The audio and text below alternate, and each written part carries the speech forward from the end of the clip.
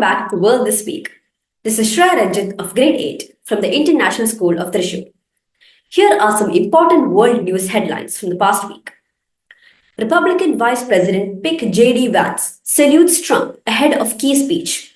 J.D. Vance, chosen as a Republican vice presidential candidate, praised Donald Trump and criticized President Biden and the media in a speech before his nomination acceptance. He highlighted Trump's response to recent events and emphasized what he sees as a contrast between media portrayal and Trump's true character. In the upcoming US presidential election, Usha Vance, the wife of J.D. Vance, who was running as former President Donald Trump's vice presidential candidate, has an Indian connection. This echoes Kamala Harris's historic vice presidential win 4 years ago. The election is drawing global attention, especially after recent events like President Joe Biden's debate performance and an incident where Donald Trump was shot at during a rally in Pennsylvania, sustaining a minor injury. Professor Greg Neely from the University of Sydney led a study discovering that heparin, a blood-thinning drug, can counteract cobra venom, potentially reducing tissue damage and improving survival rates from snake bites. The research aims to create universal antidotes that can neutralize venom interactions with human cells, offering hope for reducing snakebite facilities in impoverished communities globally. All you need to know about new UK's government key policy plans. The UK government plans to introduce several key bills, including housing reforms, employment rights, economic safeguards, illegal migration control, financial regulations, climate and energy initiatives, railway reforms, constitutional changes, crime and policy measures, cyber security updates, devolution efforts, bans on conversion therapy and cigarette sales to certain generations, and reforms concerning private schools. These plans aim to address various issues and improve living conditions across the UK.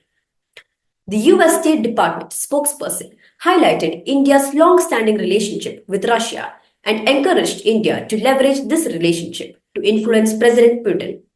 The US wants India to urge Putin to stop the war in Ukraine, respect Ukraine's territorial integrity, and adhere to international laws, particularly the UN Charter. This request underscores the importance of India's diplomatic role in addressing global conflicts and promoting peace. Prime Minister Narendra Modi of India condemned the assassination attempt on former US President Donald Trump during a rally in Pennsylvania. He emphasized that violence has no place in politics or democracies and wished Trump a speedy recovery. Ukraine is experiencing record heat, with temperatures reaching historic heights in several cities. Amid this heat wave, major cities like Kyiv are facing long power outages due to Russian attacks on power plants. Residents are seeking relief by swimming in the Dnipro River, but many are struggling without electricity for hours each day.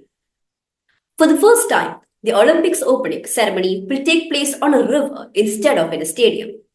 At Paris 2024, over 200 athletes delegations will parade on boats along the Seine River. This unique event will transform the entire city into a vast Olympic stadium, allowing thousands to watch from the riverbanks. These updates offer a glimpse into the dynamic and evolving landscape of global affairs across various domains, from technology and politics to sports, invention, and science. Thank you for tuning in to today's news. We shall meet with more updates next week. Stay informed and have a great week ahead. Until then, this is Shreya Renjit signing off.